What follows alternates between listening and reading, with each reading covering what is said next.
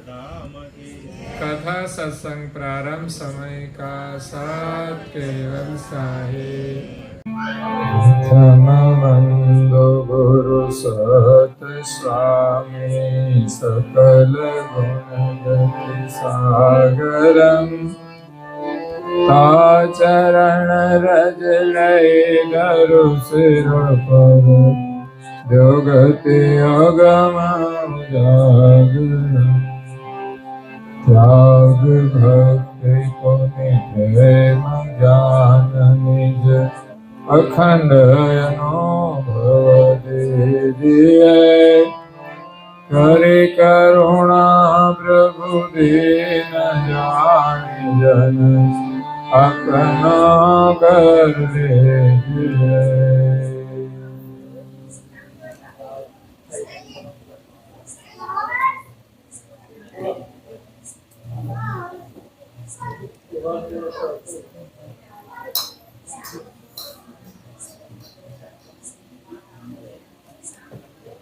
પ્રેમી ભક્તજનો, જ્ઞાન સંપ્રદાયના અધ્યસ્થાપક અનંત બ્રહ્માંડાધીશ વિશ્વનિયંતા સકર્તા સતકૈવલના પરમ વિશેષ અંશ અનંત અંશોના તારણહાર પરમ મોક્ષના દાતા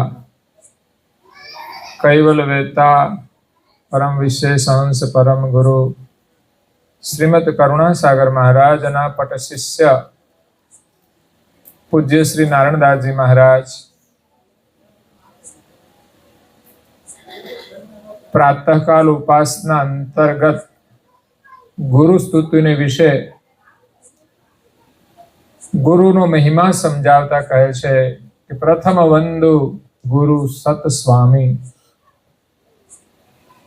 પેલા પ્રણામ ગુરુદેવના ચરણમાં કરે છે.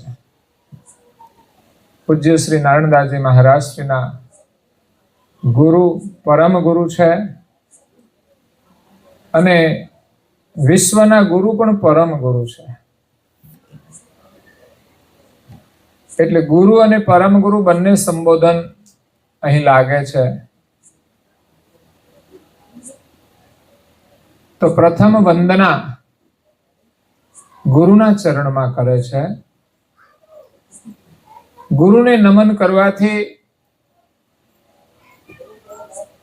આખા વિશ્વને નમન થઈ જાય છે અને ગુરુની કૃપાથી આપણામાં એ વિનમ્રતા આવી જાય છે. ગુરુના આશીર્વાદ આપણને મળી જાય છે ત્યારે આપણે પછી સંતોને, વડીલોને, માતા પિતાને બધાને પ્રણામ કરીએ છીએ. તો પૂજ્ય શ્રી નારાયણદાસજી મહારાજ શ્રી સ્તુતિનો પ્રારંભ કરતા કહે છે કે પ્રથમ વંદુ ગુરુ સત સ્વામી. કેવા ગુરુ છે? સતના સ્વામી છે. આ દુનિયામાં અનેક ગુરુઓ છે પણ સતના સ્વામી દિવ્ય પરમ ગુરુ છે. આ જગતની અંદર સત્ય સ્વરૂપ છે અને બધાના સ્વામી છે. દરેક ઘાટની અંદર રહેલું જે ચૈતન સ્વરૂપ છે એ સત્ય છે, શાશ્વત છે. એને આપણે ઓળખવાનું છે અને એને ઓળખાવા માટે કરુણાસાગર બાપજી આ વિશ્વમાં આવ્યા છે કે તમે કોણ છો. અત્યાર સુધીની અંદર જે કોઈએ પોતાની ઓળખાણ આપી છે એ પૂર્ણ નથી, વાસ્તવિક નથી.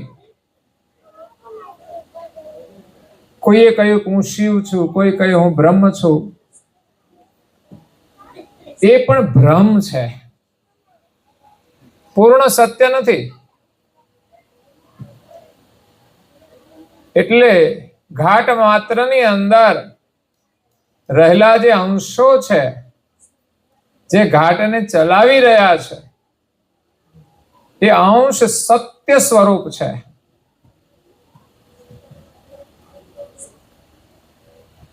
આજનું વિજ્ઞાન એમ માને છે કે આ શરીર પ્રાણથી ચાલે છે અને આગળ થઈ ગયેલા ઋષિમુનિઓ એમ કહે છે કે આ બધું બ્રહ્મથી ચાલે છે. બ્રહ્મ અને પ્રાણ બંને એક જ છે. વિજ્ઞાન કહે છે કે આ શરીર પ્રાણથી ચાલે છે તો ચેતન તો થાય છે, કારણ કે નાસિકાએથી જો શ્વાસ બંધ કરી દેવામાં આવે તો આપણે આમાં રહી શકતા નથી. એટલે પ્રાણ એ આપણું જીવન છે, પણ આ શરીરને પ્રાણ ચલાવી નથી શકતું.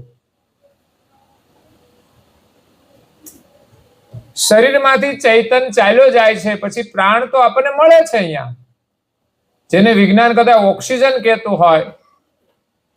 તો બ્રહ્માંડની અંદર પ્રાણ તો છે. આપણે જ્યારે જીવિત હોઈએ છીએ ત્યારે બ્રહ્માંડમાંથી તો હવા લઈએ છીએ. એ હવા તો બધાને મફત મળી શકે, પરંતુ ચૈતન સિવાય આ શરીર ચાલતું નથી. પણ એકલા ચૈતનથી પણ નથી ચાલતું. એને આ બ્રહ્માંડમાંથી જીવનની પણ આવશ્યકતા છે. તો જીવન શું છે? શ્વાસ છે. શ્વાસ લઈએ અને મૂકીએ એટલે આપણો એક શ્વાસ થયો. એવા આપણા નક્કી કરેલા હોય કે તમને આટલા જ શ્વાસ જીવન મળશે, આટલા જ શ્વાસ તમારું જીવન છે. જીવનની ગણતરી, આયુષ્યની ગણતરી વર્ષોમાં નથી થતી. એ તો આપણી ગણતરી એ વર્ષ પૂરું થાય એટલે ગણીએ કે વર્ષ થયું, પણ કેટલા શ્વાસ થયા કોઈને ખબર? રોજના કેટલા શ્વાસ આપણે લીધા એ ખબર નથી. આપણા જીવનની વાસ્તવિક ગણતરી શ્વાસ ઉપર છે કે તમને કેટલા શ્વાસ જીવન મળ્યું છે, એમાંથી તમે કેટલા વાપરો છો, કેવી રીતે વાપરો છો. તમારે બેંકમાં પૈસા પડ્યા હોય, બેલેન્સ, એટલે તમને ખબર હોય કે આટલું બેલેન્સ છે, એમાંથી આપણે ચલાવવાનું હોય, તેમાંથી જેટલા જેટલા વાપરીએ એટલા ઓછા થઈ જાય. એવી જ રીતે આપણા જીવનમાંથી દિવસો નહીં પણ શ્વાસ ઓછા થાય છે. 24 કલાકની અંદર 21,600 શ્વાસ આપણા રેગ્યુલર જો ચાલે તો લઈએ છીએ, પરંતુ ક્રિયા કરીએ છીએ, ગતિવિધિ કરીએ છીએ તો શ્વાસ વધારે વપરાય છે. સમપ્રણવ ચાલે તો 21,600 જાપ થાય છે. એ પ્રણવ આપણો માત્ર 2.5 આંગળનો હોય છે, જેમાં આપણે ભજન કરી શકીએ છીએ. બેઠા હોઈએ ત્યારે 12 આંગળ શ્વાસ આપણો બહાર ચાલતો હોય, ગતિની અંદર. ચાલીએ એટલે 18 આંગળ થઈ જાય, શ્વાસની ગતિ વધી જાય. બેઠા હોઈએ એના કરતા ચાલવામાં ગતિ વધી જતી હોય છે. એ તો વિજ્ઞાન એનું રિસર્ચ કરે તો પણ એને ખબર પડી જાય કે બેઠા હતા ત્યારે 1 મિનિટના કેટલા શ્વાસ લેતા હતા અને ચાલે છે ત્યારે 1 મિનિટમાં કેટલા શ્વાસ વપરાય છે. બેઠત 12 ચલત 18 સોવત તૂટે 30. સુઈ જઈએ ને તો 30 આંગળ પ્રણવ વપરાય છે, વધારે વપરાય છે. એટલે કામ વગરનું હોઈ નહીં જવાનું, સીધા લાંબા થઈ જાય લોકો.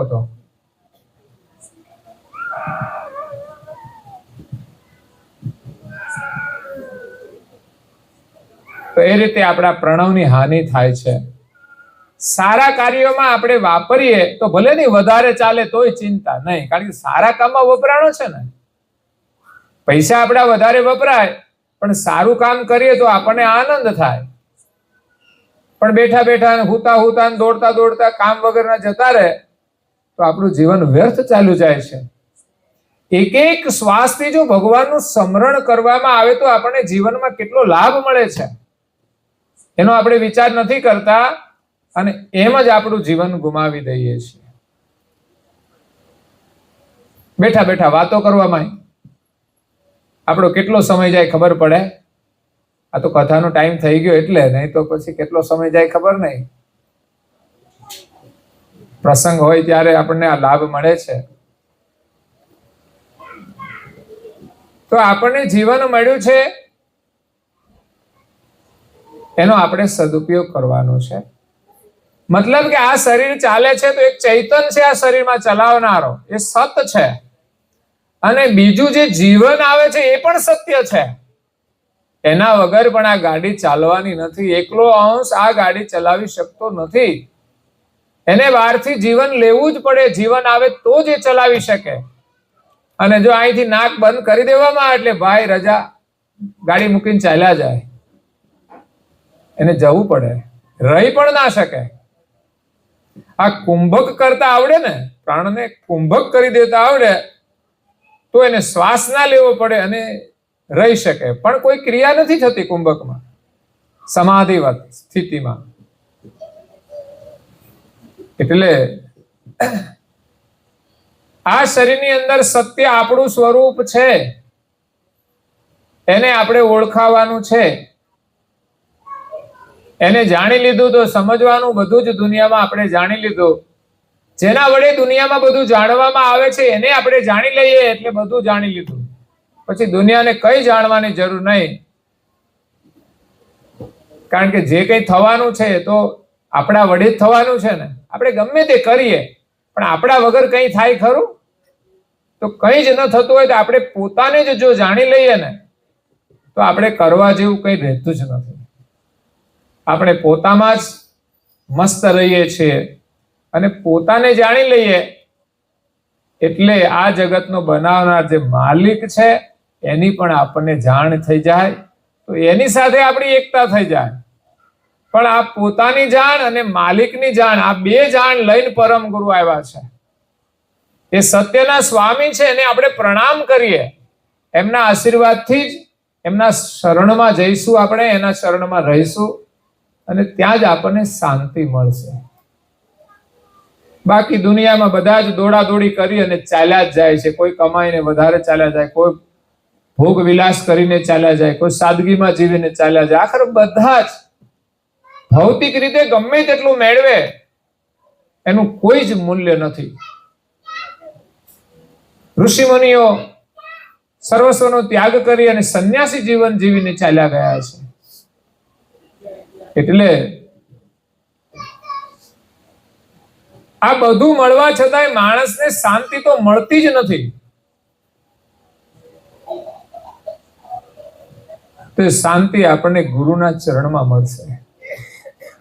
નારણદાસજી મહારાજશ્રીએ ગુરુ મહિમાની અંદર કહ્યું, જોયું નિર્ણય કરી આ જુગમાહી. આખા જગતની અંદર મેં જોયું અને નિર્ણય કર્યો, ગુરુ બિન સત્ય પદાર્થ નાહી. આ જગતની અંદર ગુરુ સિવાય કોઈ સત્ય વસ્તુ નથી. અને આપણને જે જીવન મળે છે ને એ જ એમનું સ્વરૂપ છે. આપણું જીવન જ ગુરુ છે. અને એનું જ્ઞાન આપવા માટે કરુણાસાગર મહારાજ સ્વયં પ્રગટ થયા છે. દિવ્ય દેહ ધારણ કરી અને આપણને બોધ આપે છે.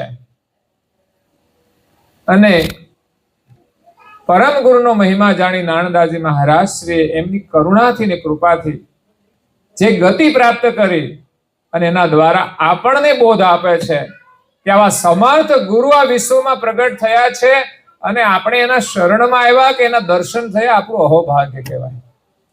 ઘરમાં નવરા બેઠા હોય ને એના સ્વરૂપના સામે બેસી અને વારંવાર આપણી દ્રષ્ટિ પડે, એનું સ્મરણ થાય, એવી એક વ્યવસ્થા હોવી જોઈએ.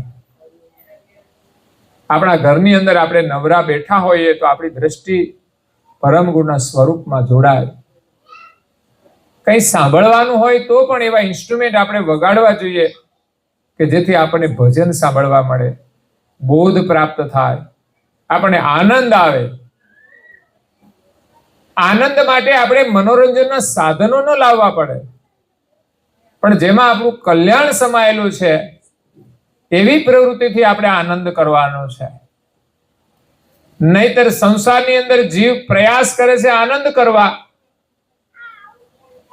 પણ આનંદ મળે છે કે નહીં ખબર નહીં, પણ દુઃખી થઈ જાય છે.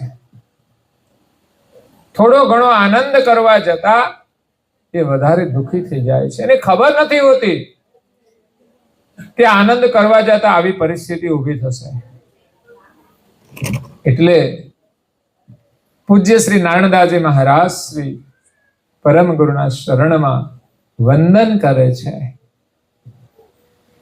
વંદન એ ચંદનથી પણ શીતળ છે. વંદન એક એવા સંસ્કાર છે કે આપણને પ્રાપ્ત થઈ જાય તો આપણે હંમેશા વિનમ્ર વ્યવહાર કરીએ છીએ. અને ઘરની અંદર જે કોઈ વિનમ્રતાથી રહે ને એ બધાને ગમે. કહેવત છે ને, નમે તે સૌને ગમે. એટલે ગુરુના ચરણમાં વંદના કરવાથી આપણામાં નમ્રતા આવે છે. જીવનમાં કંઈક પ્રાપ્ત કરવું હોય ને તો નમ્રતાથી પ્રાપ્ત થાય છે. કુવાની અંદર પાણીની ડોલ નાખો, એ ડોલ સીધી ને સીધી રહે ને તો એમાં પાણી નથી આવતું, પણ એ આડી થાય અને નમે તો એમાં પાણી ભરાય છે. એવી જ રીતે આપણે કંઈ પ્રાપ્ત કરવું હોય ને તો નમવું પડશે. એટલે આપણે ત્યાં પગે લાગવાની પરંપરા છે કે ઘરમાં વડીલોને પગે લાગતા હતા. આજે તો ખબર નહીં, કદાચ બેસતા વર્ષના દિવસે લાગતા હોય, એકાદ દિવસ નક્કી કર્યો હોય, કાં તો લગ્ન થાય ત્યારે લાગે, પછી નહીં. પછી એમનો વારો, પછી મોટા થઈ જાય. લગ્ન થયા પછી ધીમે ધીમે એનો પાવર વધતો જાય ઘરમાં, અને વડીલોનો પાવર ઓછો થતો જાય. પછી ડીમિયા લાઇટ જેટલો થઈ જાય ને, મોટી ઉંમર થાય ને પછી ડીમિયું લાઇટ કેવી હોય, ધીમું ધીમું અજવાળું આપતો એટલો જ પાવર રહેતો હોય છે. ખરેખર તો ભલે એની ઉંમર પ્રમાણે, શારીરિક શક્તિ પ્રમાણે પાવર ઘટે, પણ એમના જે સ્થાન છે એનો પાવર ઓછો ન થવો જોઈએ. એટલો મેનર ઘરમાં હોવો જોઈએ તો હંમેશા એના આશીર્વાદ મળે આપણને અને આપણી પ્રગતિ થાય. એ જ અનુસરણ એની પેઢી કરે તો એને પણ જીવવામાં આનંદ આવશે. પાવર ઓછો થાય તો ઠીક છે, એને જરૂરે નથી બહુ પાવર વાપરવાની, પરંતુ ઘરની અંદર વડીલોનો અનાદર થાય કે પ્રતાડિત કરવામાં આવે ત્યાં સુધી પણ પરિસ્થિતિ ઊભી થઈ જાય તો ઘરમાં ક્યાં શાંતિ રહેવાની છે.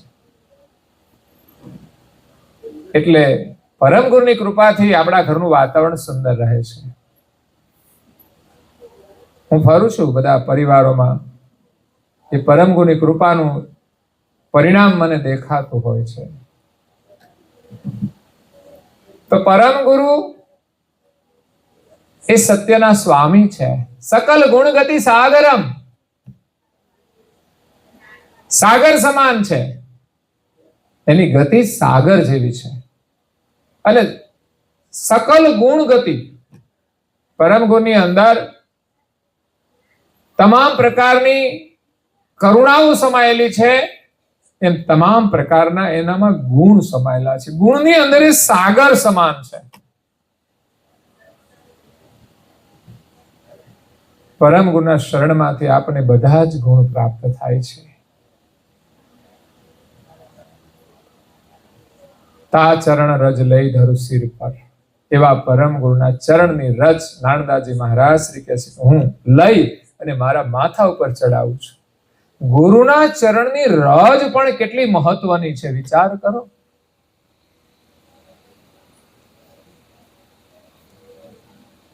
આપણે તો મનુષ્ય છીએ, પણ એક રજ છે, એ એમના ચરણમાં જે લાગી જાય ને એ પણ પાવન થઈ જાય છે. અને બીજી કોઈ વ્યક્તિ એમના ચરણમાંથી રજ લઈને માથા ઉપર ચડાવે ને તો એને આશીર્વાદ મળી જાય છે. આ વચ્ચે રજ પણ કેટલું કામ કરી જાય છે, પણ રજ ક્યારે એના ચરણમાં લાગે, એ સામાન્ય હળવી થઈ જાય ને અને એના ચરણમાં લાગી જાય, માથા ઉપર ચડી જાય તો પછી ખંખેરવી પડે, પણ એના ચરણમાં લાગી જાય. આપણે એના ચરણમાં નિવાસ કરવાનો છે, એક રજ બનીને. દાસ નારણ આરતી કીજે, રીજ પદ રજ અધિકારી. નારદાજી મહારાજ શ્રી આરતી કરે છે, પ્રાર્થના કરે છે કે આપ મારા પર કૃપા કરો, રીજ પરમ ગુરુની મેળવવા માટે. કેવી રીજ? તો પદ રજ અધિકારી, આપની ચરણ રજ બનવાનો મને અધિકાર આપો. બસ જગતમાં છે ને એ અધિકાર સૌથી શ્રેષ્ઠ છે. મહાન પુરુષોના ચરણની રજ બનવાનો અધિકાર, એના સાનિધ્યમાં રહી સત્સંગ શ્રવણ કરવાનો, એના સાનિધ્યમાં રહી અને ભગવાનનું સ્મરણ કરવાનો અધિકાર, એના સાનિધ્યમાં રહી અને સેવા કરવાનો અધિકાર. જીવન ધન્ય બની જાય. નારદાજી મહારાજશ્રીને ન બંગલા બાંધવા પડ્યા, ન ગાડી લેવી પડી. પરમ ગુના સાનિધ્યમાં આવી ગયા, એને કઈ જરૂર ના પડી. કારણ કે શ્વાસ રૂપી જે ગાડી છે ને, એના દ્વારા એની એકતા કરી અને જગતમાં જ્યાં જવું હોય ત્યાં જઈ શકાય. બાકી દુનિયાનું કોઈ સાધન એટલું સરળ નથી કે આપણે જ્યાં જવું હોય ત્યાં લઈ જવાય. તો આપણા એરોપ્લેન ઉતારવું હોય તો અહીંયા આવે ના આવે. ભલે નહીં એરોપ્લેન હોય તો શું, પણ ત્યાં સુધી તો જવું પડે.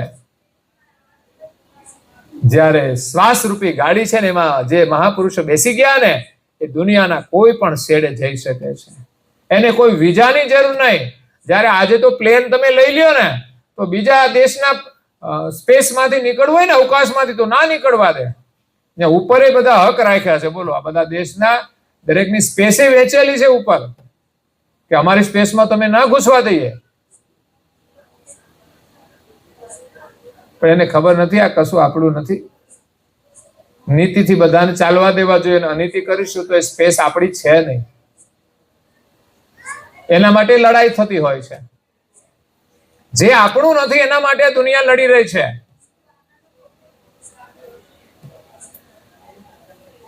એટલે પરમ ગુરુના ચરણની આપણે રજ બની જઈએ તો આપણું જીવન ધન્ય બની જાય. દ્યો ગતિ અગમ ઉજાગરમ, અમને કેવી ગતિ આપો? અગમ ગતિ આપો અને ઉજાગ્રત. આપણે જાગ્રત તો છીએ, પણ એમાં ઉજાગ્રત, કે જે જાગ્રતની અંદર પછી સ્વપ્ન ના આવે, જાગ્રતની અંદર નિંદ્રા ના આવે. આપણે તો કંઈક સારું કામ કરતા હોઈએ, ભગવાનનું સ્મરણ કરતા કરતા પાછું ભૂલી જઈએ છીએ. કેટલી વાર યાદ રહે? 1 મિનિટ, 2 મિનિટ, 5 મિનિટ, 10 મિનિટ થાય, કેટલી વાર થાય, પછી તો ભૂલાય જ જાય.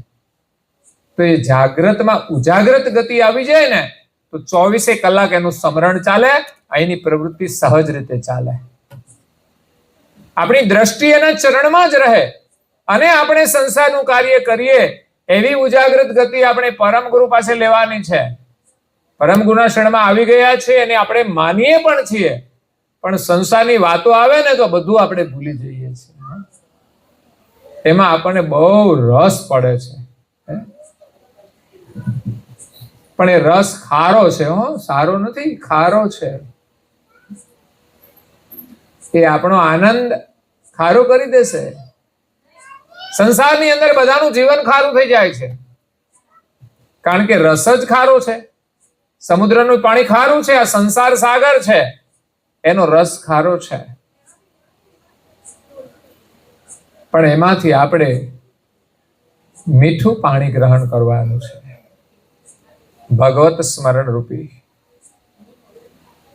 તો આપણું જીવન પવિત્ર બની જશે. તો અહીંયા ગુરુનો મહિમા છે. એમના ચરણનું પૂજન રોજ કરીએ અને આપણી આંખોએ સ્પર્શ કરી અને આપણી આંખોને પાવન કરીએ. પરમ ગુરુના ચરણની જ આ પ્રસાદી છે. જો આપણે લઈએ તો લઈ શકાય, પણ કોણ કરે પરમ ગુરુનું પૂજન? સવારમાં આપણા ઘરની અંદર પૂજાની અંદર ફોટો હોય તો ફોટામાંય પૂજન થાય. બીજા દિવસે પૂજન સાફ ફોટો કરી દેવાનો. દરરોજ થોડું પાણી લઈ સહેજ ફેરવી અને કપડાથી લૂછી, બીજા સારા કપડાથી લૂછી અને નવેસરથી ચંદનથી પૂજન કરીએ અને એ ચંદનવાળી આંગળી આંખોએ સ્પર્શ કરીએ તો એમના ચરણની પ્રસાદી આપણને મળે છે, આપણા શિર ઉપર ધારણ કરવાનું છે. તો આ કામ બધાએ ઘરમાં કરવાનું છે. સવારમાં પહેલી પૂજા કરે, ચંદન પલાળી દે, પછી ચંદન વધે, બધા વારાફરતી આવે એમ પૂજન કરતા જાય. આપણા ઘરમાં એક પરંપરા હોવી જોઈએ, પણ નથી હોતી. એ દુઃખની વાત છે. હા, બીજી બધી પરંપરા વારાફરતી બધા જ નાવા બાથરૂમમાં જતા રહે, લ્યો એમાં લાઈન હોય, વારાફરતી બધા જ જાય. અને એમાં તો હવે વધારો કર્યો, એકની જગ્યાએ 2-3 રાખ્યા છે સ્પેશિયલ અલગ અલગ. ભગવાનને પૂજા કરવામાં આવું કઈ કરે છે કોઈ? કે મારે તો બહુ ટાઈમ નથી એટલે ત્યાં બધા કોઈ બેઠું હોય તો હું અહીંયા ઘરમાં બીજું એક સ્થાપન કરીને અહીં કરીશ પ્રાર્થના. કરી શકાય. જો 2-3 બાથરૂમમાં રાખી શકાતા હોય, 2-3 ટીવી રાખી શકતા હોય, અને એક વ્યક્તિ 2 મોબાઈલ રાખી શકતી હોય, તો પૂજા માટે કેમ આપણે અલગ વ્યવસ્થા ન કરી શકીએ? આપણને અનુકૂળતા માટે. બાકી તો એક મંદિર પર્યાપ્ત છે. ઘરમાં એક જ રસોડું હોય, બધાનું ભોજન બની શકે છે. પણ એને મહત્વ આપવું જોઈએ. આપણા નાના બાળકોને આ જય વિધિ છે ને આવડવી જોઈએ. પણ મોટાને હજુ નહીં આવડતી હોય, એમાં નાનાને કઈથી આવડે? કંઠી બંધાવ્યા પછી 1 જ વર્ષમાં બાળકોને જય વિધિ આવડી જાય. જેના ઘરમાં લોકો બોલાવતા હોય ને, રોજે પ્રાર્થના કરતા હોય, તો જે તો બોલવી જ પડે. અને સમૂહમાં બેસીએ તો આપણે ઉચ્ચાર કરીને બોલવું જોઈએ. તો બોલીએ તો બાળકો સાંભળે, એને ખબર પડી જાય. પછી વાંચતા આવડે એટલે વાંચીને બોલે, અને રોજ બોલે એટલે આવડી જ જાય. નાના બાળકોને મેં સંસ્કૃતના શ્લોક બોલતા જોયા છે. મને આશ્ચર્ય થયું કે આટલી નાની ઉંમરમાં આવા નાના બાળકો શ્લોક બોલે છે. તો નાની ઉંમરમાં એને શ્લોક આવડી જાય કે મોટી ઉંમરમાં એ શ્લોકને સમજી શકે છે. ઓમ અસતોમાં સદગમય તમસોમાં જ્યોતિર્ગમય મૃત્યોર્માં અમૃતમ ગમય.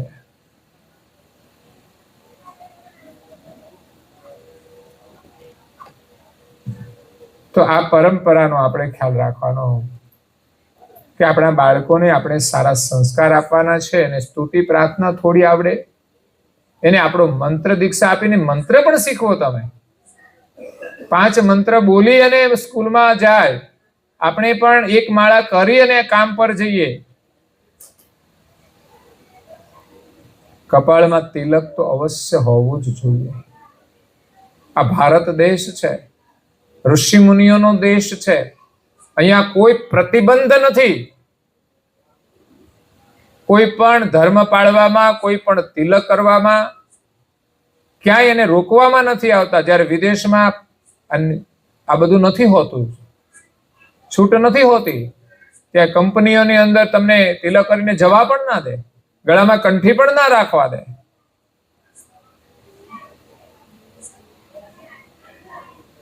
સોનાની હોય તો ચાલે પાછી, લ્યો. પણ હું કામની?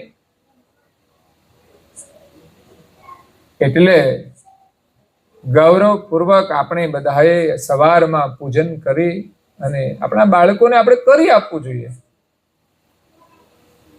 તિલક કરીને જાય તો પરમ ગુરુના આશીર્વાદ મળશે ને, તો જીવન સફળ થઈ ગયું સમજવાનું. ફરી માનવનું જીવન મળવાનું રિઝર્વેશન છે આ.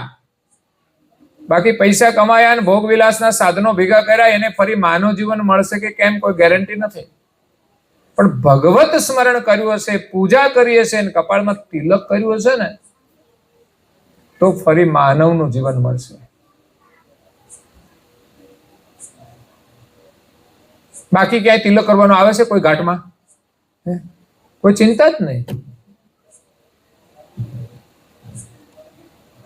એટલે આપણને ન ગમે તો પછી રસ્તો આ જ છે, બીજો કોઈ નહીં. 84માં જવાનું. પણ જેટલું આપણું સુકૃત હશે એ પ્રમાણે આપણને ફળ મળશે. તો પરમ ગુરુની આજ્ઞા છે, શ્રદ્ધાનું પ્રતીક છે. નાનદાજી મહારાજશ્રી આમાં પણ એનું વર્ણન આવશે. આગળની ચોપાઈમાં કહ્યું, આપણે પરમ ગુરુના ચરણમાં વંદના કરી અને એમના ચરણની રજ લઈ આપણા માથા ઉપર ચડાવીએ છીએ અને માગણી કરીએ છીએ, દ્યો ગતિ અગમ ઉજાગરમ. હે ગુરુદેવ, આપ અમને અગમ ગતિ પ્રદાન કરો, જેની ગમ અમને નથી. અમે પોતાને નથી જાણતા, આ જગતના બનાવનાર સર્જનહારને અમે નથી જાણતા, અને ધર્મનું જ્ઞાન પણ અમારી પાસે પર્યાપ્ત નથી.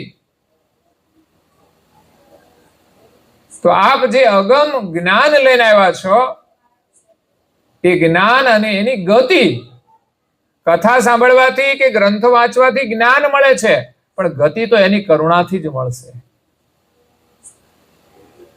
જેટલી પ્રાર્થના કરીશું એટલી જ એમની પ્રસન્નતા મળશે અને એની કરુણાથી જ ગતિ મળશે.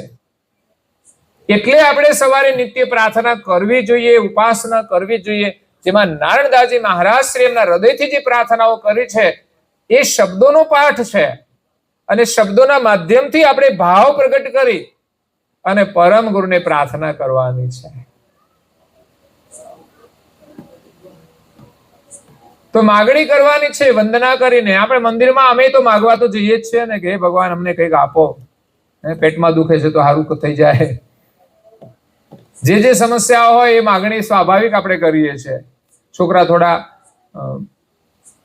મોટા થઈ જાય, પરણાવવાનો સમય થઈ જાય એટલે એ પાછી માગણી કરીએ. લગ્ન થઈ જાય એટલે પછી પાછા એમને ત્યાં છોકરા 2-4 વર્ષ નીકળી જાય એટલે પછી એ માગણી કરીએ છીએ. ભણતા હોય તો સારું ભણે એની માગણી કરીએ છીએ.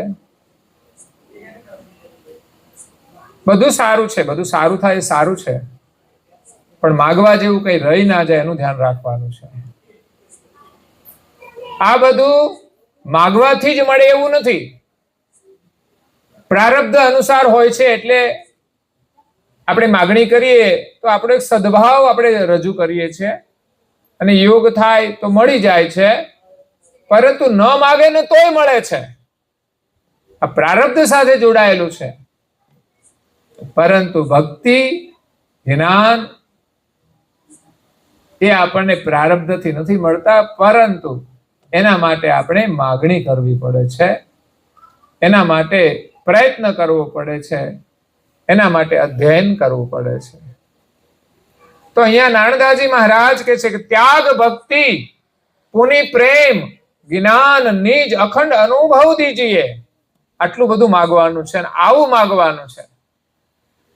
આ રોજ પાઠ કરવાથી પરમ ગુરુ પ્રત્યે માગવાનો આપણો એક ભાવ બની જાય છે, ત્યારે એની કરુણા આપણને મળે છે. પણ પાછી આપણે ખબર હોવી જોઈએ, આપણો ભાવ હોવો જોઈએ માગવાનો. નહીં તો આપણને ખબર ના હોય ચોપાઈ ક્યારે ગવાઈ ગઈ, માગવાનું આવ્યું કે તો બોલાઈ ગઈ ખાલી.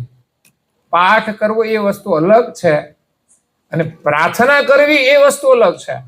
અહીંયા પાઠ પણ કરવાનો છે અને સાથે એને પ્રાર્થનાનું સ્વરૂપ બનાવવાનું છે. પણ ઉજાગ્રત ગતિ હોય ને તો જ પ્રાર્થના બનશે, નહીં તો પાઠ થઈ જશે. અને ઘણા તો પાઠ કરે એમાંય વેઠ કરતા હોય પાછા. 20 મિનિટનો પાઠ હોય 10 મિનિટમાં કરી નાખે, મારે જલ્દી જવું છે એટલે. એ વેઠ કહેવાય. ભગવાનના કાર્યની અંદર વેઠ ના કરવાની. ભગવાનની પૂજા કરવાની હોય, શુદ્ધ ચંદન આપણે રાખવું જોઈએ. ભગવાનની પૂજા કરવાની હોય, આપણી પાસે સંભાવના હોય તો પુષ્પો લાવવા જોઈએ, ફુલહાર આપણે અર્પણ કરીએ છીએ. આ એક ભાવના છે. બાકી જેને વેઠ કરવાની હોય એ પછી ગમે તેવું ચલાવી લે. લગ્ન થાય ત્યારે આપણે સાદગીમાં બધું કરી નાખો તો ના ચાલે. બહુ મોટો ખર્ચ કરવાની જરૂર ખરી કઈ? પણ એમાં લોકો કરે છે, એમાં ના ચાલે.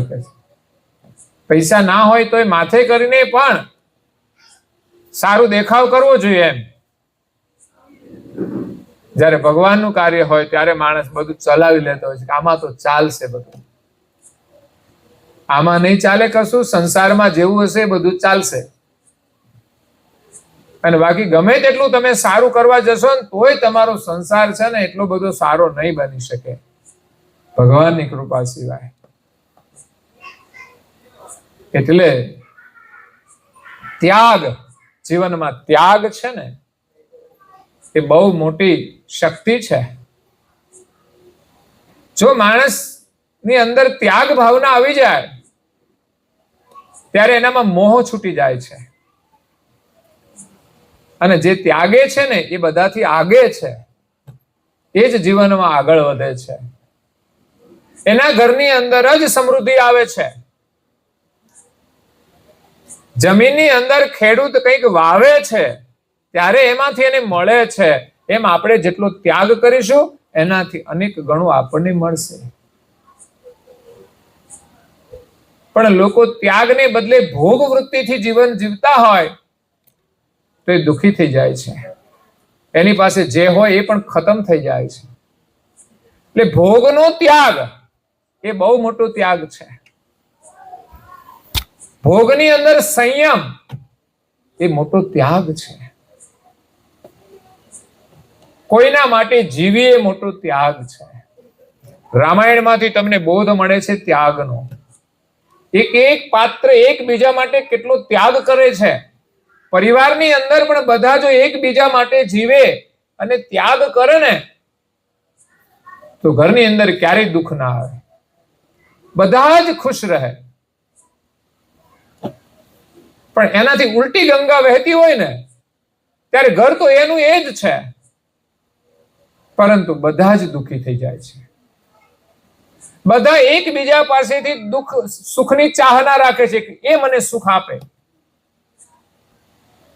ઘરમાં જેટલી વ્યક્તિ હોય બધા એકબીજા પાસેથી ચાહના રાખે એ મને સુખ આપે, હું કહું એમ એ કરે.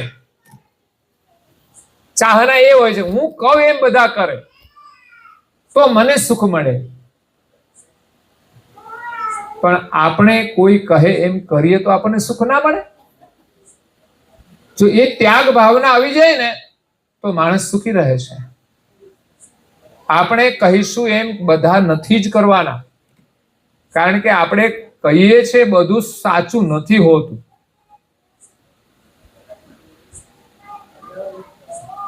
એટલે ત્યાગ બહુ મહત્વનો છે. રામાયણની અંદર તમે જુઓ,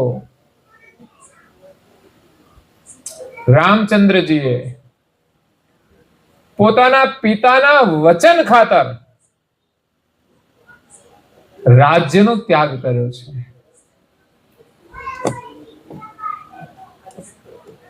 આ કોઈ સામાન્ય વસ્તુ નથી. પિતાના વચનનું કેટલું મૂલ્ય છે અને આપણે કેટલું મૂલ્ય કરીએ છીએ વિચારવાનું. આપણે કશું ત્યાગવાનું નથી હોતું, ખાલી એનો આદર કરવાનો હોય છે. છતાં એમ કે છે તમે બેસો, તમને ખબર ના પડે.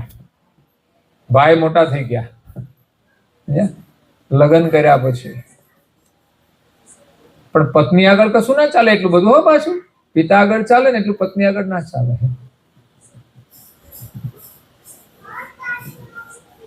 એટલે પિતાના વચનનું મૂલ્ય છે, એની અંદર એનો અનુભવ છે. અને પિતાને પુત્ર પ્રત્યે લાગણી હોય છે, એ પણ એમાં સમાયેલી હોય છે. આપણે માત્ર સામાન્ય વાતથી જ એનું મૂલ્યાંકન ન કરવું જોઈએ, પણ એનું સ્થાન કયું છે, એની લાગણી એમાં શું છે, એની પાસે શું અનુભવ છે, એનું મૂલ્યાંકન કરીને આપણે એનો આદર કરીએ ને તો જીવનમાં આપણને સફળતા મળે છે, પ્રગતિ થાય છે. આ સુખી જીવનની ચાવી છે. માત્ર પૈસા કમાવાથી માણસ સુખી નથી થતો. પૈસા તો લોકો 2 નંબરના કમાય છે, લાખો ને કરોડો રૂપિયા ભેગા કરી લે, પણ કાવા દાવા કરે ને કાવા દાવામાં જ એનું જીવન પૂરું થઈ જાય છે. બાકી નીતિથી ને પ્રામાણિકતાથી જે કમાય છે એની પાસે થોડું હોય છે ને તો એ સુખેથી જીવન પસાર કરે છે.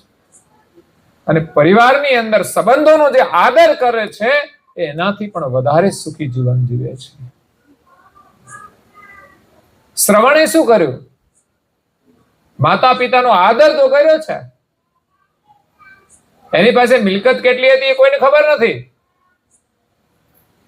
પણ અંધ માતા પિતાને કાવડમાં બેસાડી અને જાત્રા કરાવે છે.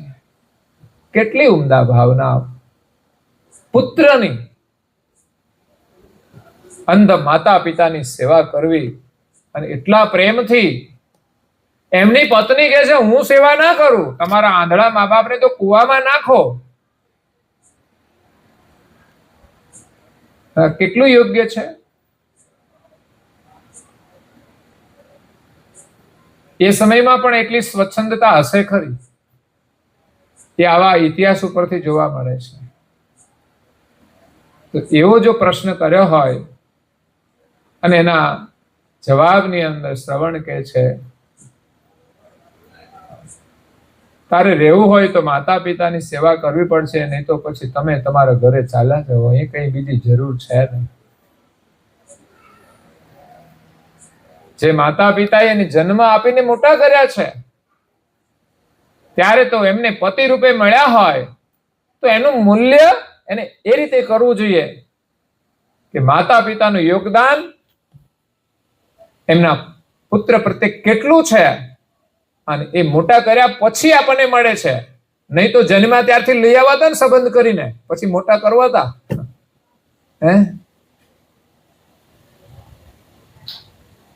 એ કામ કોઈ નથી કરી શકવાના.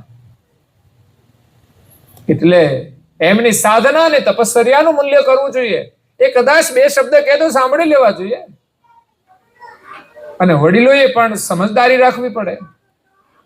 એવું નહીં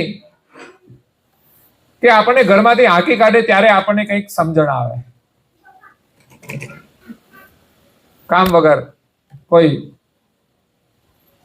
વિક્ષેપ ના કરીએ ઘરમાં. બસ હવે ઘરની જવાબદારી એમની હોય તો એ એમની રીતે ચલાવે. આપણે તો નિવૃત્તિનું જીવન જીવવાનું હોય. થોડું ઘણું જે કંઈ આપણાથી થાય મદદરૂપ થઈએ અને ભગવત સ્મરણ કરીએ. આપણું મન ભગવાન તરફ લઈ જઈએ.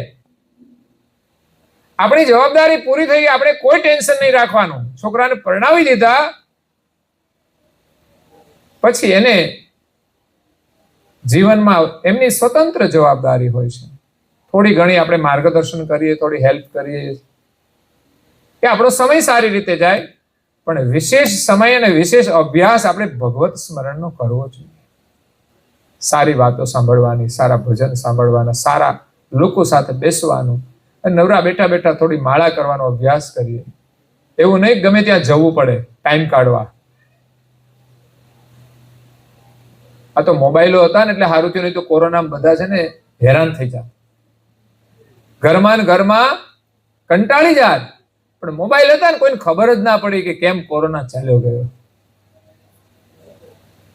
પણ માનો કે મોબાઈલ ના હોય, અત્યારે માણસને છે ને કોરોના આવ્યો ને તો એટલી તકલીફ નથી પડી, ને આજે ઇન્ટરનેટ બંધ થઈ જાય તો માણસ હેરાન થઈ જાય. અરે ઘણા લોકોને તો ક્યાંક ગયા હોય ને પકડાય નહીં ને તોય હેરાન થઈ જાય કે અહીં તો ઇન્ટરનેટ આવતું નથી, તો કરવું શું? એમ ભગવાનનું નામ લ્યો. આ બાજુના ઇન્ટરનેટ બંધ થાય ત્યારે તો ભગવાનનું ઇન્ટરનેટ ચાલુ થાય છે, સમજ્યા?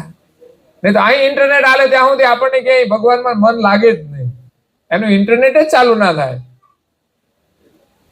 એ મંદિર આગળ બેઠા હોય તો આપણું ઇન્ટરનેટ તો બાજુવાળાનું જ પકડાતું હોય, ભગવાન હારે ના જ વાર્તાલાપ થતો હોય. એટલે ત્યાગનું મહત્વ છે જીવનમાં. નારણદાસજી મહારાજ શ્રી ત્યાગ માગે છે. આજે માણસનું લક્ષ્ય ભોગ પ્રધાન થઈ ગયો છે. બસ ભોગના સાધનો કેમ કેમ વધે. ઘર જોઈએ માણસને, ત્યાં વ્યવસ્થા જોઈએ, પણ એથી આગળ જો સફળતા મળે ને તો એ પછી ભોગના સાધનો જ વધારે છે. એનું જીવન ભોગ પ્રધાન બને એમાં એ સુખ માને છે. પોતાનો સમય એમાં બરબાદ કરી દે છે, પોતાની સંપત્તિ પણ એમાં બરબાદ કરી દે છે.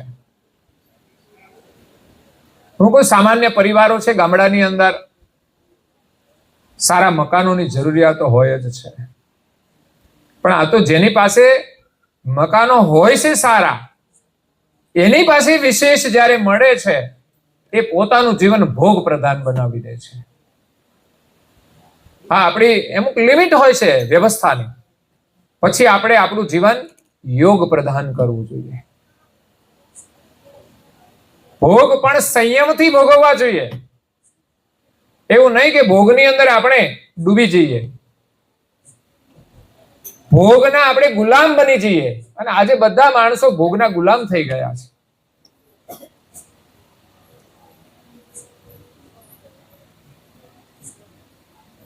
વિષયોના ગુલામ થઈ ગયા છે. એ ન મળે તો દુઃખી. તો અહીંયા ત્યાગનું મહત્વ છે. જેટલો આપણે ત્યાગ કરવાનો અભ્યાસ કરીશું ને, મન સમજાવીશું ને, તો થઈ જશે. બીજું કઈ છે જ નહીં. ખેલ બધો મનનો જ છે, અને મનને સદગુરુના બોધથી સમજાવવાનું છે. અને બધા વગર જેટલું ચાલે ને, એની એ જ જીવનની મજા છે. કેમ નટુભાઈ? ખરું ને? અમારી સાથે રહે એટલે અમને ખબર છે. જરૂરિયાતથી વધારે કોઈ ચાહના જ નહીં. જીવનની મજા છે. ભગવાન આપે તોય ભલે. મનને આપણે સ્થિર રાખો. સમય ગમે તે હોય, બાજુવાળાને ગમે તેટલું હોય, એનું જોઈને આપણામાં ઉભરું ના આવવું જોઈએ. મોટા ભાગની સમસ્યાઓ એવી છે, દેખાદેખી બધા જીવન જીવે છે. આપણે આપણી પરિસ્થિતિને ધ્યાનમાં રાખીને જીવીએ ને, તો ભલે સામાન્ય પરિસ્થિતિ હોય તો પણ આપણે સુખી રહીએ છીએ. પણ ત્યાગ ભાવના જેટલી હશે ને, એટલે આપણે સુખી થઈશું. રામે પિતાના વચન ખાતર રાજ્યનો ત્યાગ કર્યો છે અને વનમાં ગયા છે. પિતાજીના વચન ખાતર રામ જીવનમાં જાય. આજનો રામ લો વૃદ્ધાશ્રમમાં, એના બાપને મૂકવાન જાય. સમજણ જીવનમાંથી જાય. એ જીવનમાંથી જાય તો જોયા જેવી જોને થાય. સમજણ જીવનમાંથી જાય. જીવનના સુખ દુઃખનો ખેલ માત્ર સમજણ સાથે જોડાયેલો છે. સમજણ હોય તો તમારું જીવન સુખી છે, અને સમજણ ન હોય તો તમે દુઃખી છો. સંપત્તિ છે તો સુખી છે, અને સંપત્તિ નથી તો દુઃખી છે. પરિભાષા નથી. સમજણ છે તો માણસ સુખી છે, અને સમજણ નથી તો માણસ દુઃખી છે.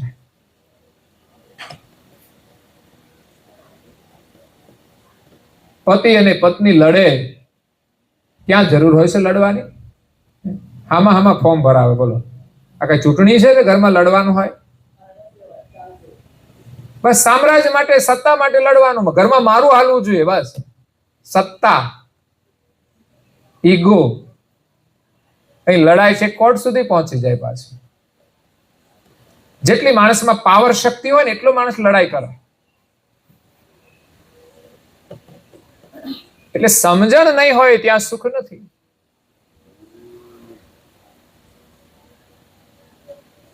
ત્યાં ત્યાગ પણ નથી. સમજણ નથી ત્યાં ત્યાગ નથી. ત્યાં પ્રેમ પણ નથી. એકબીજા પ્રત્યે પ્રેમ ના હોય. લગ્ન થયા હોય ત્યારે કેટલો બધો પ્રેમ હશે, હે? જેમ બોર કર્યો હોય ને પાણી ઉભરાઈને નીકળતું, એટલો બધો પ્રેમ હોય. તો થોડા દિવસ તો બધા પૈસા હોય ને ઉડાડી આવે, ચારે બાજુ જઈને ફરી આવે.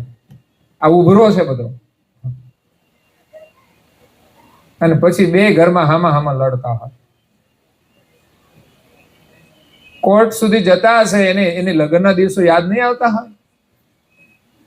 આ આલ્બમ શું કામ બનાવવાના ખબર છે? થોડી ઘણી સમસ્યા આવે ને તો આલ્બમ જોઈ લેવા, તો તમારું એમ મન થોડું એમ થઈ જાય કે આ કેવો સમય હતો આપણો, એ દિવસ કેવો હતો આપણો.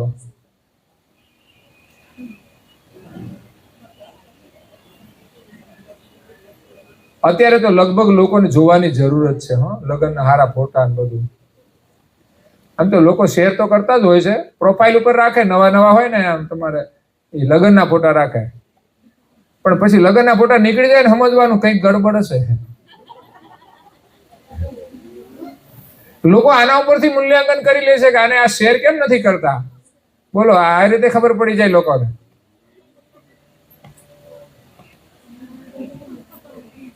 પછી વાઈફની જગ્યાએ મા બાપનો ફોટો આવી જાય, ફેરફાર થઈ ગયો.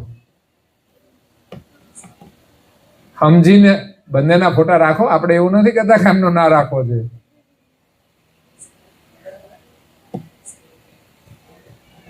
પણ લડાઈ ઘરમાં હોવી જ ના જોઈએ. જીવનમાં લડાઈ ના હોવી જોઈએ. તો રામજી વનમાં જાય છે, એની પાસે સમજણ હતી. તો રામને જ વનવાસ મળ્યો છે, લક્ષ્મણને ક્યાં મળ્યો છે? એને જવાની જરૂર ખરી?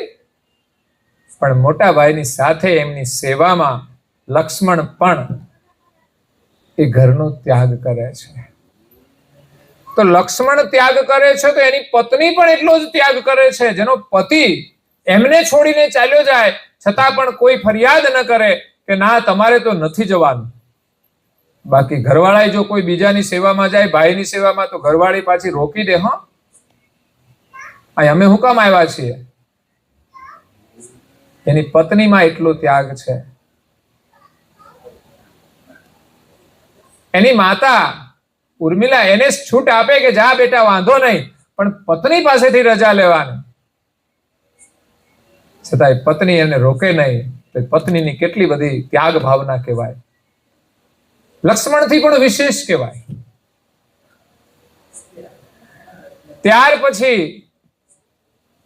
ભરત, જેના માટે એમની માતા કઈ ગાદી માંગી હતી કે મારા પુત્રને ગાદી અને રામને વનવાસ.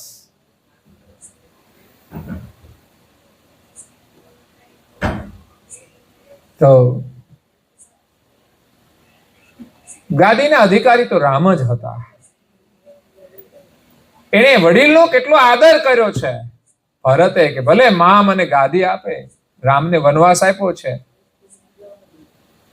પણ છતાંય હું ગાદી ઉપર બિરાજમાન નહીં થાઉં.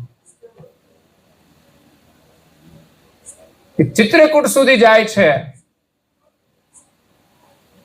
અને રામને કહે છે તમે પાછા આવી જાઓ. રામ કહે છે કે એ તો સંભવ જ નથી. પિતાના વચનનું પાલન કરવું એ મારો ધર્મ છે. રઘુકુલ રીત ચદા ચલી આય, પ્રાણ જાય પર વચન ન જાય. અને આપણે તો વચનની કોઈ કિંમત જ નહીં. ગમે તે રીતે વાપરતા હોઈએ. બોલો, ગમે તેને વાયદા આપી દઈએ, પછી કોણ પાલન કરે? અને ફોનમાં કેટલાયને જૂઠું બોલતા હે. તમારા ભાઈ ઘરે નથી, ઊંઘતા હોય ઘરમાં.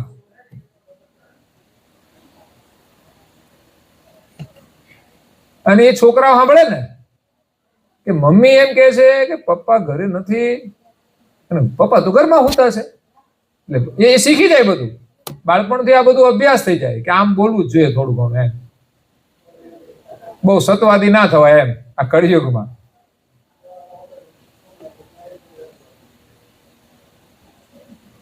આપણી આદત ભલે હોય, પણ બાળકો બોલતા હોય ને તો એને સત્યના માર્ગે ચાલવા દેવા. થોડું નુકસાન થશે પણ લાભ બહુ મોટો થશે. કોઈ બાળક સત્યનું આચરણ કરે ને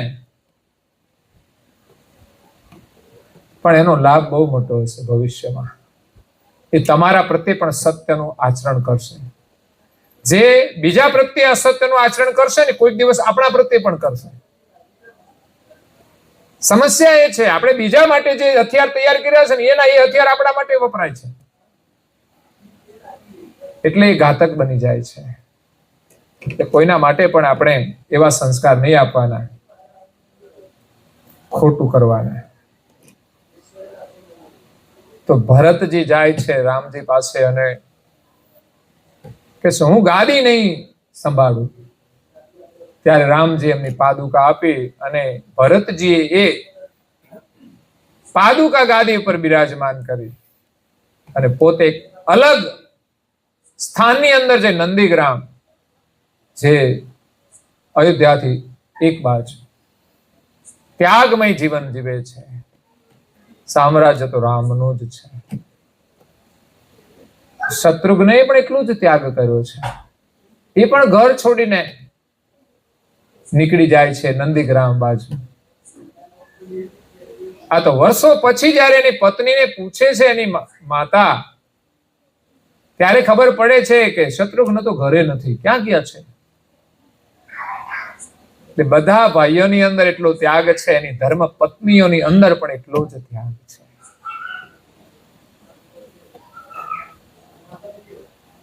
તો અહીંયા નારણદાસજી મહારાજ શ્રી તો આધ્યાત્મિક ત્યાગની વાત કરે છે. સંસારનો મોહ છોડવા માટે ત્યાગ કરવાનો છે, મોહ છોડવાનો છે. વસ્તુનો ત્યાગ ન કરીએ, સંબંધોનો ત્યાગ નથી કરવાનો. એવું નહીં કે પતિ પત્ની છે એકબીજાનો સંબંધ તોડીને ચાલ્યા જાય. સંબંધોમાં દુરાગ્રહનો ત્યાગ કરવાનો છે. આપણી મહત્વાકાંક્ષાઓનો ત્યાગ, જરૂરિયાતથી અતિરેક વધારાની, જે ઘરમાં સમસ્યાઓનું સર્જન કરે એવી આકાંક્ષાઓનો ત્યાગ કરવાનો છે. તો અહીંથી બજારે જવાની કઈ જરૂર ખરી? રાત્રે ખાઈને પછી કઈ ખાવાની કઈ જરૂર ખરી? ખાવું હોય તો 2 કોળિયા વધારે ખાઈ લેવું હતું ને ઘરમાં. પણ આ આકાંક્ષાઓનો ત્યાગ, જેના કારણે આપણે ભગવત સ્મરણ નથી કરી શકતા. આપણામાં એ આકાંક્ષા કેમ નથી થતી કે ચાલો હવે ખાઈને થોડી વાર અડધો કલાક હું સ્મરણ કરું, કંઈક અધ્યયન કરું. પરમ ગુરુના રચેલા ગ્રંથો છે, રોજ અડધો કલાક વાંચવા જેવા છે. દુનિયામાં કોઈની પાસે જે નોલેજ નથી એ લઈને પરમ ગુરુ આવ્યા છે. યુનિવર્સિટીઓની અંદર જ્ઞાન છે ને મફતમાં નથી મળતું, પૈસા ભરવા પડે છે. કરુણાસાગરનું જ્ઞાન આપણને વિના મૂલ્યે પ્રાપ્ત થાય છે, એની કરુણાથી મળે છે. તમે અધ્યયન કરો તો આપણો સમય, સારું કામ કરવા માટે આપણે ત્યાગ કરવો પડશે. ઘર છોડો ત્યારે તમે બીજું કામ કરવા માટે જઈ શકો છો. સારું કામ કરવું હોય તો એ ત્યાગ છે. ત્યાગ ભક્તિ, ત્યાગ કરી અને ભક્તિ કરવાની છે. ભોગનો ત્યાગ અને યોગના માર્ગે ચાલીને આપણે ભક્તિ કરવાની છે. માગણી ભક્તિની કરવાની. ત્યાગ ભક્તિ. ભક્તિની અંદર પેલું પગથિયું સેવાનું આવે છે, બીજું સ્મરણનું આવે છે, શ્રવણનું આવે છે, દર્શનનું આવે છે. ભક્તિની અંદર શ્રવણ આવે, દર્શન આવે, પૂજન આવે, તપ આવે. હમણાં તો શ્રાવણ મહિનો હાલે છે તો બધા ઉપવાસ તો કરતા જ હશે. કેટલા બધા વ્રત આવે છે.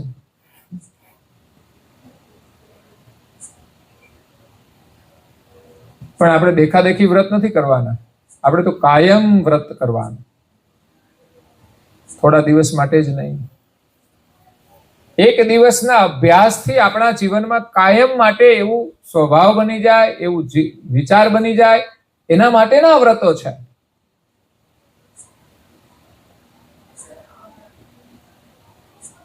બાકી તો શાસ્ત્રોમાં ના હોય એવા વ્રતો નીકળ્યા છે નવા નવા. લોકો બધા દેખાદેખી જ કરતા હોય છે. કડવા ચોથ શાસ્ત્રોમાં કઈ નામે નહીં હોય, પણ લોકો આવી એટલે બધું ચાલુ થઈ જાય. કડવા ચોથ પણ સારા ભાવથી કરો તો એ વ્રતો સારા છે. પણ આપણે તો આપણું કલ્યાણ થાય એવા વ્રતો કરવાના છે. સવારે વહેલા ઉઠવાનું એ પણ વ્રત છે. પૂજા કરવી એ પણ વ્રત છે. માળા કરવી એ પણ વ્રત છે. પ્રાર્થના કરવી એ પણ વ્રત છે. પૂજા કરવી એ પણ વ્રત છે. સેવા કરવી એ પણ વ્રત છે. સ્મરણ કરવું એ પણ વ્રત છે. ભજન કરવું એ પણ વ્રત છે. કોઈને મદદ કરવી એ પણ વ્રત છે. કોઈને ભોજન કરાવવું એ પણ વ્રત છે. સદા વ્રત, એનું નામ સદા વ્રત. હું કોઈ બીજાને ના કરાય, પણ ઘરમાં હોય એને તો પ્રેમથી કરાવીએ કે નહીં પેલા? તો એ પણ એક ઉમદા ભાવના છે. તો ભક્તિની અંદર પ્રેમ, પુની પ્રેમ, ત્યાગ માગીએ ત્યારે જ ભક્તિ થાય છે. અને આ બધું જ્ઞાનથી જ આવે હો. પાછું જ્ઞાન નિજ અને નિજનું જ્ઞાન. પાછું જ્ઞાનથી આપણે ભક્તિ અને ત્યાગ બંને પ્રાપ્ત થાય છે. અને જ્ઞાન એ નિજનું જ્ઞાન, આપણું પોતાનું જ્ઞાન. આપણને આપણા શરીરનું જ્ઞાન નથી પૂરું. કે આ શરીરને કેવી રીતે સાચવવું જોઈએ. આ તો કચરા પેટીનું ડબ્બો હોય એ બધું નાખ્યા જ કરે. જ્યારે ઈચ્છા થાય ત્યારે બધું નાખે ડબ્બામાં.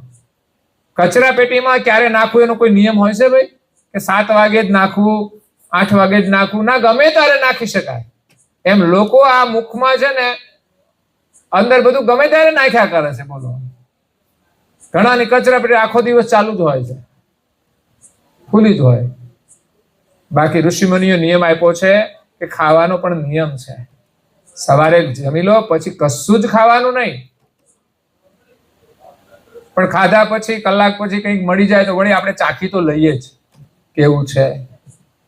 પણ એઠું મોઢું ખરેખર ના કરવાનું હોય. સવારે જેમાં ભૂખ પર્યાપ્ત લાગે ત્યારે પૂર્ણ ભોજન કરવું, એવો નિયમ છે. કારણ કે ખાવાથી આપણું મોઢું એઠું થઈ જાય છે, અને ખાધા પછી આપણે પાસે સાફે ના કરીએ, હાથે આપણે ના ધોઈએ, એ બધું એઠું ને એઠું જ ચાલતું હોય છે. જૂઠું જૂઠું જ, પછી બધું જૂઠું થઈ જાય, આપણા વિચારો જૂઠા થઈ જાય. એટલે ભોજનનો સંયમ મહત્વનો છે. સમયસર ભોજન લેવું અને શુદ્ધ ભોજન કરવું. ગમે તે નહીં ખાવાનું, પછી વચ્ચે ગમે ત્યારે નહીં લેવાનું.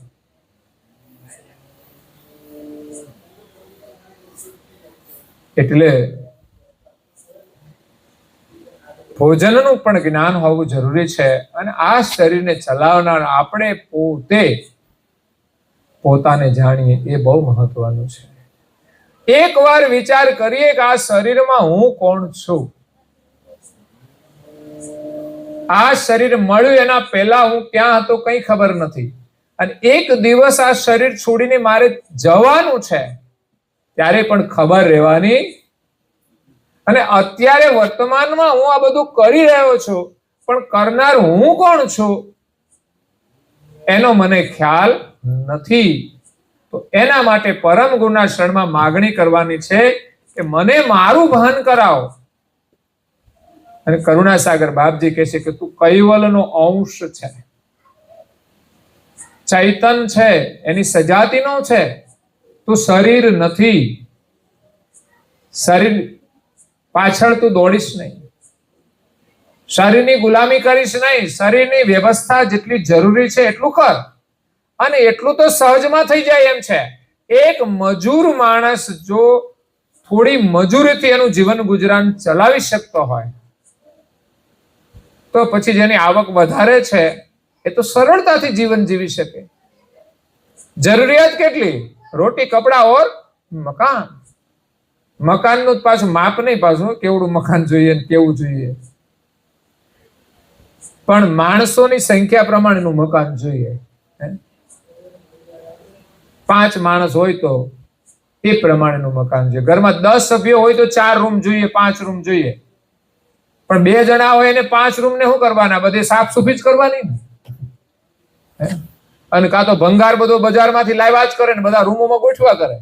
2 દિવસ વાપરે ને પછી મૂકો રૂમમાં, એક દુકાન જ ભરી હોય.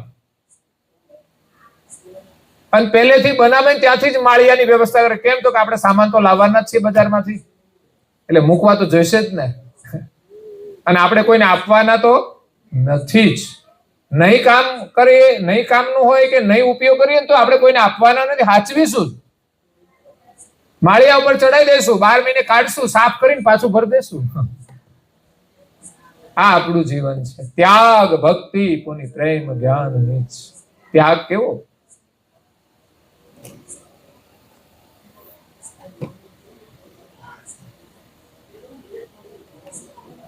એક મહિલા પરમ ત્યાગી હતી.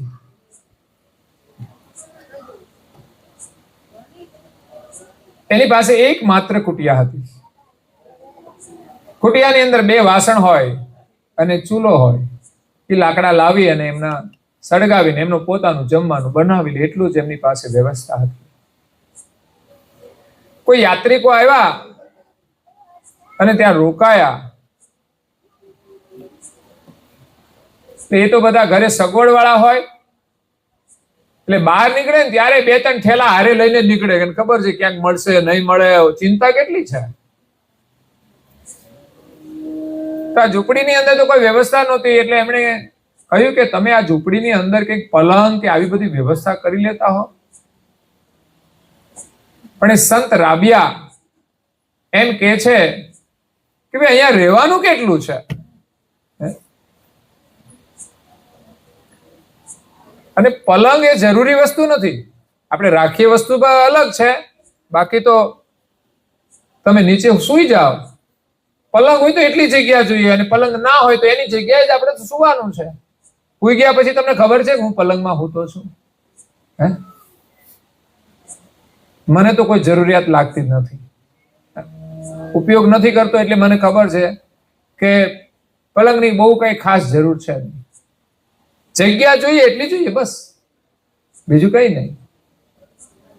એના કરતા તો મહત્વની મચ્છર કડે તો મચ્છરદાની છે. પલંગ ના હોય તો ચાલે, પણ એકાદી મચ્છરદાની જોઈએ, નહીં તો ઉપાધિ થઈ જાય, નહીં તો ઊંઘ ના આવે. બાકી એવું નથી પલંગમાં અને મોટું સારું ગાડલું હોય. ઘણા તો આમ આટલા બધા જાડા ગાડલા બનાવે. વિદેશમાં ગયા ને તો આટલા જાડા, આટલા બધા જાડા કરવાના હું?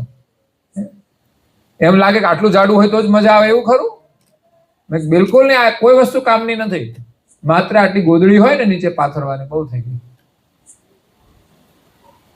એટલા ગાડલામાંથી તો 4 ગાડલા બની જાય. આટલું બધું ગાડલું જાડું હોય ગાદી જેવું, તો આમાંથી તો આવડા 4 થઈ જાય. આખું ઘર એમાં હોઈ જાય. રાબિયા કે છે આ કેટલા દિવસ અહીં રહેવાનું છે, અને આપણે આ શરીર છોડીને જઈશું. બધી જગ્યાએ આ વ્યવસ્થા મળવાની છે ભાઈ. એટલે ઉપયોગ કરીએ ને તો પણ એવી રીતે કે આજે ભલે મળ્યું છે ઠીક છે, હોઈ જઈએ, પણ કાલે ન મળે તો મન કોઈ દિવસ ફરિયાદ ન કરવું જોઈએ કે આજે મને નથી મળ્યું. આરામથી ને પ્રસન્નતાથી આપણે ઊંઘી જઈએ. તો એ છે ત્યાગ, ભક્તિ. ભગવાનમાં મને લગાવવું એ ભક્તિ છે. સદકાર્યો કરવા એ ભક્તિ છે. અવલોકન કરવાનું જ્ઞાન દ્વારા કે આપણે કઈ ખોટું કામ ના કરીએ, અને બિનજરૂરી કાર્યોનો ત્યાગ કરીને આપણે સારા કાર્યો કરવાના છે. ત્યાગ, ભક્તિ, પુનિ, પ્રેમ, બધાના પ્રત્યે પ્રેમ. પરિવારમાંય પ્રેમ, પ્રાણી પશુ પંખીમાંય પ્રેમ. આપણાથી કોઈને પણ દુઃખ ન થાય એવું આપણું જીવન જીવવાનું છે. જ્ઞાન નિજ અખંડ અનુભવ દીજીએ. નિજનું જ્ઞાન અને એનો અખંડ અનુભવ, બસ વાત ખતમ. પછી કઈ જરૂર જ નહીં. આપણને પોતાનો અખંડ અનુભવ મળી જાય પછી કઈ જરૂર નથી આપણે.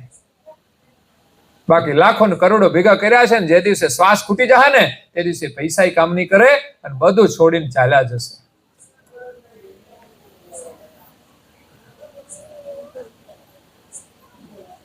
રતન ટાટાને એટલી બધી મિલકત હતી,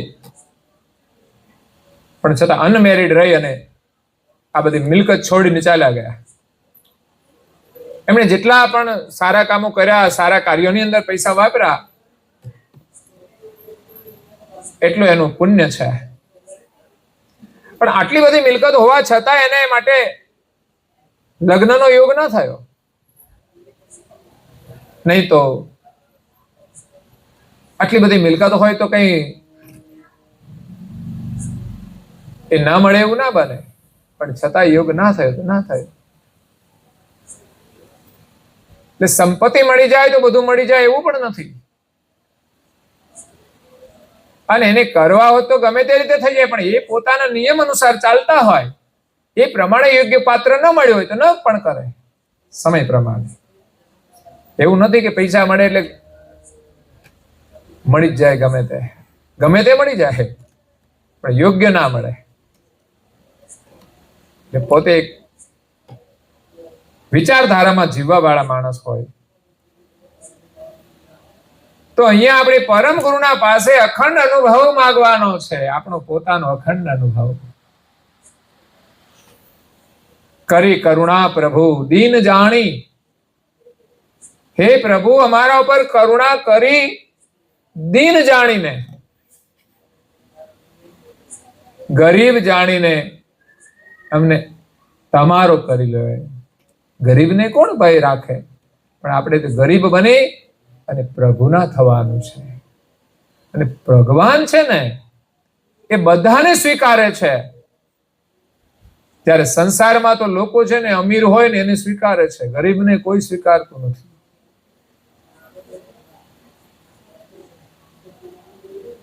સ્વાર્થના સૌ સગા સંબંધી, સ્વાર્થ નીચે દુનિયા અંધી. પણ પરમેશ્વર એક એવા છે કે જે ગરીબને પણ સ્વીકારે છે. અને એમના આગળ આપણે તો ગરીબ થઈને જ જવાનું છે કે અમારી પાસે કંઈ જ નથી. મતલબ એમાં બહારની દુનિયાનું જે કે મિલકત છે ને એ કઈ ગણતરી જ નથી હોતી, એની કોઈ વેલ્યુ પણ નથી. ગુરુના શરણમાં એડમિશન લેવા માટે આપણી કોઈ મિલકત જોવામાં નથી આવતી. તમારી પાસે કેટલી મિલકત છે, તમારામાં કેટલી ત્યાગ અને સમર્પણ ભાવના છે, તમારામાં કેટલી વિનમ્રતા છે, તમારામાં કેટલી સહનશીલતા છે, તમારામાં કેટલી જિજ્ઞાસા છે ભગવાનની ભક્તિ કરવાની. તો ગુરુ આપણને સ્વીકારે છે અને આપણા ઉપર કરુણા કરી અને એમની પાસે જે અખંડ અનુભવનો જે ખજાનો છે એ આપણને પ્રદાન કરે છે. તો જે ખજાનો આપણને મળે ને તો બીજાને ખબર ના પડે, એવો એ ખજાનો છે. જેણે જેણે ભક્તિ કરીને એને ખજાના મળી ગયા છે. જ્યારે બહારની દુનિયામાં હીરા જવેરાત મોતી મળી ગયા હોય, એનાથી પણ કિંમતી ખજાના એમને મળી ગયા છે. કારણ કે બહારની દુનિયાના જે ખજાના છે ને એને અમુક સમય કામ નથી લાગતા અને ખૂટી પણ જાય છે અને કોઈ લૂંટી પણ જાય છે. જ્યારે અનુભવનો જે ખજાનો મળે છે એ બીજાને ખબર નથી પડતી, એ સ્વયં જ એનો આનંદ લઈ શકે છે, એને કોઈ લૂંટી શકતું નથી. આ એ સ્વયં બીજા કોઈ જિજ્ઞાસુ હોય ને તો એને લૂંટાવે છે, પણ બીજા કોઈ લૂંટી નથી શકતા. તો આજે કૈવલધામવાસી જયંતિભાઈની પાવન સ્મૃતિમાં આજના સત્સંગનો પ્રસાદ આપણને મળ્યો છે. પરમ ગુરુના એક વિશેષ આશીર્વાદ સદગત આત્માની શ્રદ્ધાંજલિનું નિમિત્ત છે, એને શ્રદ્ધાંજલિ પણ મળે છે, પણ સાથે સાથે એ નિમિત્તે આપણને આટલો અમૂલ્ય પ્રસાદ મળી જાય એ આપણા માટે પરમ ગુરુના આશીર્વાદ છે. અને એમાંય આજે આવવાનું તો અહીંયા હતું નહીં, પણ બોરેલવાળા ભક્તોએ થોડી ઉદારતા વ્યક્ત કરી. તમે એક અને પારાયણ 2 છે તો લખાયું એમણે, એટલે રાઈટ પહેલો એમનો જ હતો, પણ છતાં એમણે ઉદારતા વ્યક્ત કરી કે તમારે બંને જગ્યાએ જવું હોય તો એક વેળા જે ભાઈ આવવાના છે એમને અહીંયા મોકલજો. આ બહુ સારું કામ કર્યું કહેવાય. આ એના સદગત આત્માને બહુ સારી શ્રદ્ધાંજલિ આપી કહેવાય. ઉમદા ભાવના છે ને એ સાચી શ્રદ્ધાંજલિ છે. બીજાના લાભનો વિચાર કરે ને એ સાચી શ્રદ્ધાંજલિ છે. બાકી આપણો અધિકાર હોય ને આપણે લઈ લઈએ તો વસ્તુ અલગ છે, આપણને મળવાનો જ છે. તો આટલી સરળતા હોય ને તો બહુ સારું છે. ક્યારેક કાર્યક્રમોની તારીખમાં એવી રીતે ભેગી થઈ જતી હોય ને આગુ પાછું કરીએ તોય થઈ જાય છે લાભ. વિપરીત પરિસ્થિતિમાં આપણે બધા નિયમો બદલતા હોઈએ છીએ, સમાજના રિવાજો બદલતા હોઈએ છીએ. એમ ધર્મ કાર્ય કરવા માટે પણ થોડી પ્રતિકૂળતા આવે તો એ પ્રમાણે આપણે ફેરફારો કરી અને લાભ લઈ શકીએ છીએ. પણ આજે આવવાનો યોગ થયો. સવારે આપણે વડોદરાથી હસમુખભાઈ છે, પરમ ભક્ત છે પરમ ગુરુના, અને શ્રાવણ મહિનો તો 30 દિવસ એની કથા ચાલતી હોય છે ત્યાં વડોદરાની અંદર. આખો શ્રાવણ મહિનો આપણા અનુયાયી ભાઈ બહેનો છે બધાના ઘરે 2-3 દિવસ બધા કરતા હોય છે.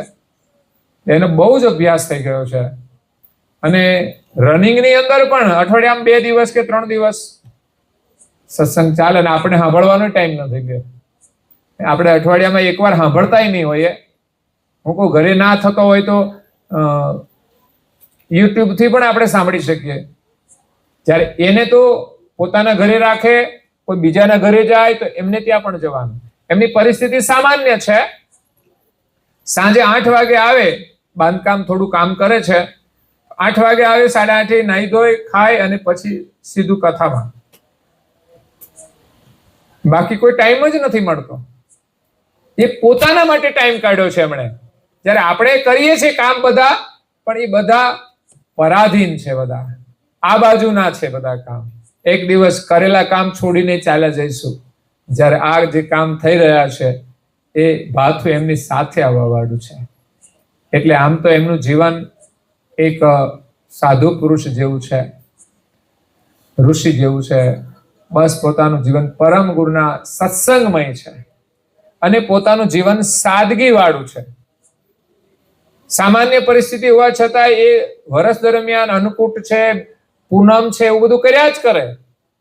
એમાં પણ એ બધા પોતાના કમાણીનો ખર્ચ પણ વાપર્યા જ કરે છે. ભલે પોતાની પાસે સગવડ ના હોય તો એ ધર્મ કાર્ય નહીં છોડવાનું. તો એની પાસે એ ભીતરનો ખજાનો છે. તો આવતીકાલે તમને લાભ આપશે. અત્યારે આપણે સમય થાય છે તો અહીંયા કથાને વિરામ આપીએ. અસ્તુ સત્કેવલ સાહે. જય બોલવાની છે. પેલા મેં કીધેલું છે કે ફરી આવડી જવું જોઈએ.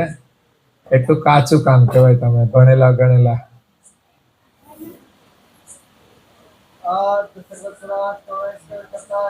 જય જય જય